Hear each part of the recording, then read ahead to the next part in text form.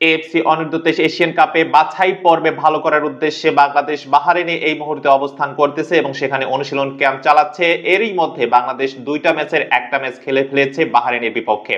বাহরাইনের বিপক্ষে দুটা friendly match হওয়ার কথা ছিল, তার মধ্যে একটা অনুষ্ঠিত হয়েছে 18 আগস্ট। ম্যাচের ফলাফল সম্পর্কে অনেকেই জানতে চেয়েছেন যে রেজাল্ট কি, এন্ড ফাইনালি আমি কেন এত বিলম্বে এই ভিডিওটি তৈরি করতেছি সেটা একটু সংক্ষিপ্ত আকারে আপনাদেরকে জানিয়ে দিই, তারপর রেজাল্টটা জানিয়ে দিচ্ছি।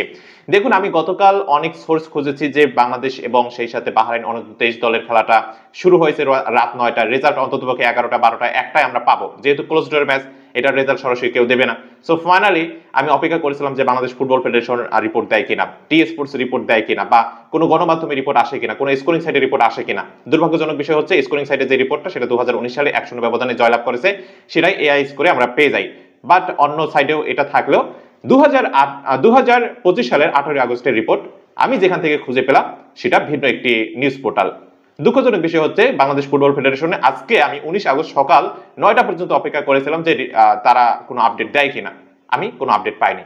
এন্ড ফাইনালি শেষ পর্যন্ত এই যে নিউজ পোর্টালটি দেখতে পাচ্ছেন, এই নিউজ পোর্টালে ওই ম্যাচের ফলাফলটা খুঁজে পেয়েছি, যেখানে সুস্পষ্টভাবে উল্লেখ আছে বাংলাদেশ বাহরাইনের বিপক্ষে 1-0 ব্যবধান হেরে গেছে এবং ঈসা আব্দুল্লাহ একমাত্র গোলটি করেছেন। ম্যাচ উইনিং গোলটা তার কাছ থেকে এসেছে এবং বাংলাদেশ ভালো লড়াই করেছে, বাংলাদেশ ভালো প্রতিযোগিতা করেছে এখানে।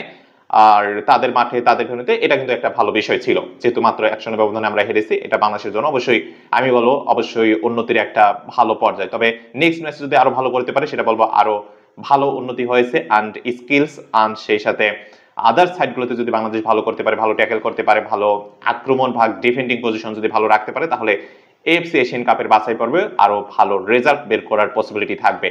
খেলাধুলার সর্বশেষ আপডেট মিস করতে না চাইলে অবশ্যই আমার এই চ্যানেলটি সাবস্ক্রাইব করে রাখবেন। যারা ফেসবুক পেজে দেখতেছেন, যারা ফেসবুক পেজটি ফলো দিয়ে রাখবেন।